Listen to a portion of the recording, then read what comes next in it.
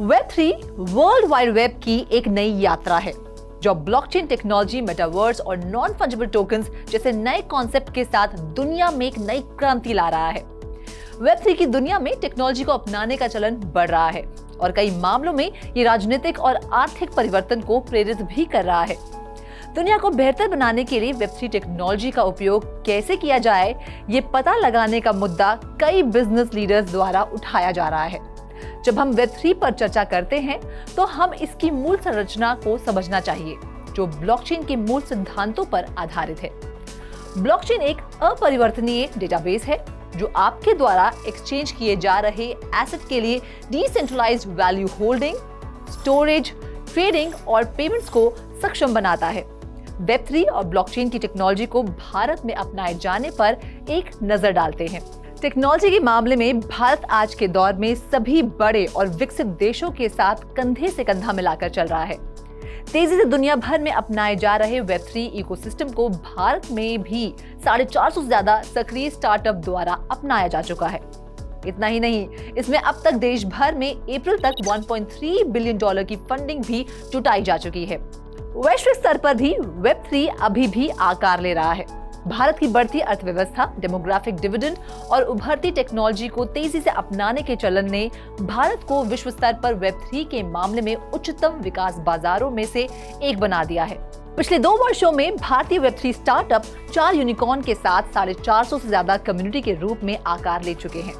Research के अनुसार 2021-2022 के बीच भारत ने 170 से ज्यादा नए वेब3 स्टार्टअप रजिस्टर किए हैं, जो 2015 की तुलना में 50% से भी ज्यादा है। डिस्ट्रीब्यूशन के संदर्भ में इनमें से 80% से अधिक वेब3 स्टार्टअप टियर 1 शहरों में है। वही टियर 2 और टियर 3 इकोसिस्टम जयपुर, वडोदरा, अहमदाबाद, कोलकाता, तिरुवनंतपुरम और कोयम्बटूर जैसे लोकेशंस में तेजी से बढ़ रहे हैं। इस तरह से वेब3 स्टार्टअप के लिए उभरते हब के रूप में विकसित हो रहे हैं, जैसे कि इस रिसर्च में पाया गया है।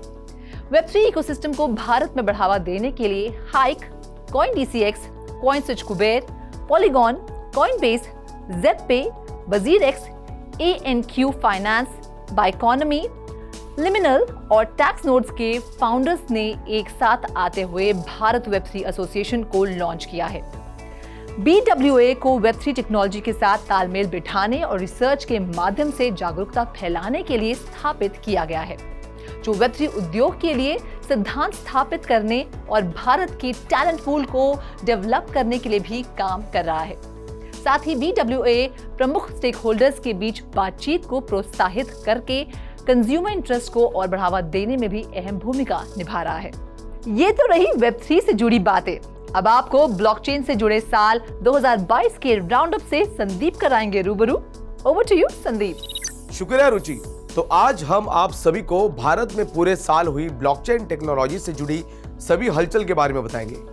तो भारत में सरकारी क्षेत्र ही नहीं बल्कि निजी क्षेत्र ने भी बड़े पैमाने पर ब्लॉकचेन को अपनाया है। TCS, टाटा मोटर्स, रिलायंस, इन्फोसिस और टाटा स्टील जैसे बड़े नाम निजी क्षेत्रों के लिस्ट में शामिल है।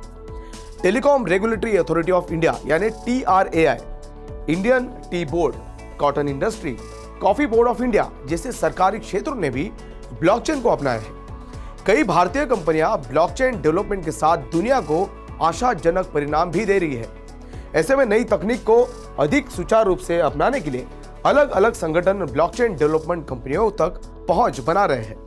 उन्हीं ब्लॉकचेन सुविधा को प्रदान करने वाली कंपनियों के नाम में Hyperlink Infosystem, NTT Data, Accubits Technologies INC, TCS, Infosys और एसेंचर जैसे नाम भी शामिल है।